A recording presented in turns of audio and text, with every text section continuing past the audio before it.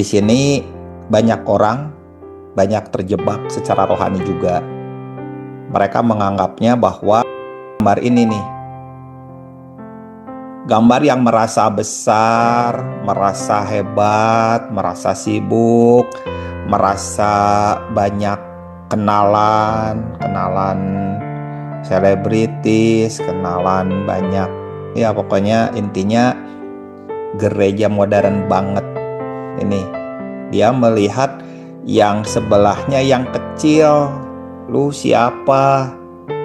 Lu nggak punya kenalan, lu nggak sibuk, lu cuma ibu RT atau bapak RT gitu kan, dan gak punya kegiatan. Gerejanya juga gereja hidup segan mati tak mau. Ini coba lihat nih gerejanya aku, penuh jadwal, penuh pembicara, keren lah. Nah, tapi itu semua sebab permukaan. Dan persoalannya yang menyebabkan kita merasa tidak cukup tuh kita melihat yang permukaan. Bahwa sebenarnya kekristenan itu bukan masalah permukaan, bukan masalah apa yang dipamerkan, bukan masalah apa yang ditonjolkan kepada banyak orang, namun masalah dalam, masalah perjalanan bersama dengan Tuhan, masalah kita menyerahkan hidup kita kepada Tuhan, masalah kita mau diselesaikan step by step oleh Tuhan, problem dalam kita, luka-luka kita, urusan-urusan yang kelihatannya buat orang lain sepele ternyata buat kita berat, buat orang lain tuh gampang, buat kita gak bisa diatasi. Karena memang yang gitu gak bisa diatasi. Gampang, kata orang, siapa bilang gampang? Karena urusan dalam tuh urusan yang penting. Nah, setelah kita waktu berjalan, kalau kita melihatnya orang lain pohonnya besar, pohonnya rindang dengan segala aktivitasnya, kelihatannya disinilah jebakan-jebakannya mulai kentara, bahwa yang besar nggak identik besar, yang kecil nggak identik kecil, karena bagian dalam lah yang membedakan. Jadi saya pengen cerita urusan dalam inilah urusan di mana Tuhan yang ingin menjangkau bagian dalam.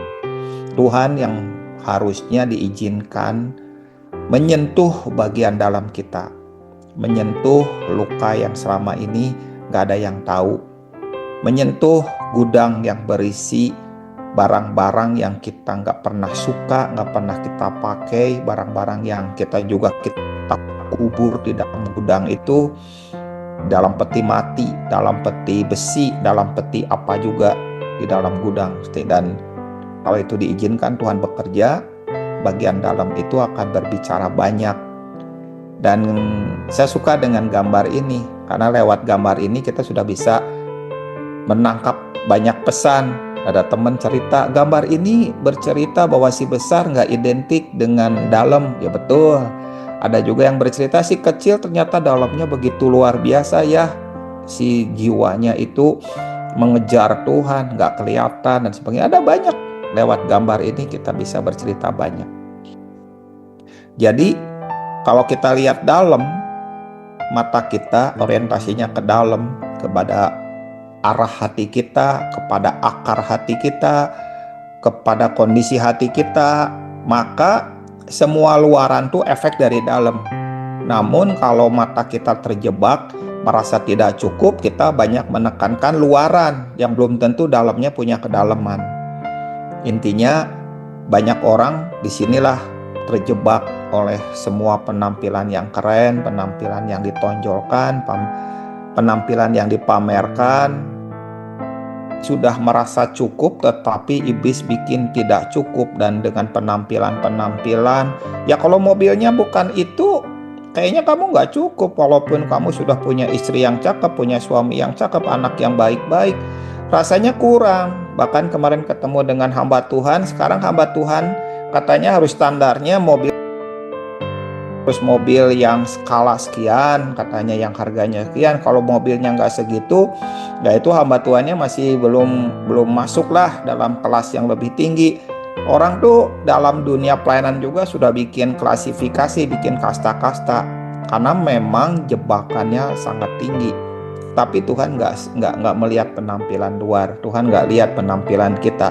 Tuhan juga nggak lihat aktivitas kita. Tuhan tuh melihat bagian dalam.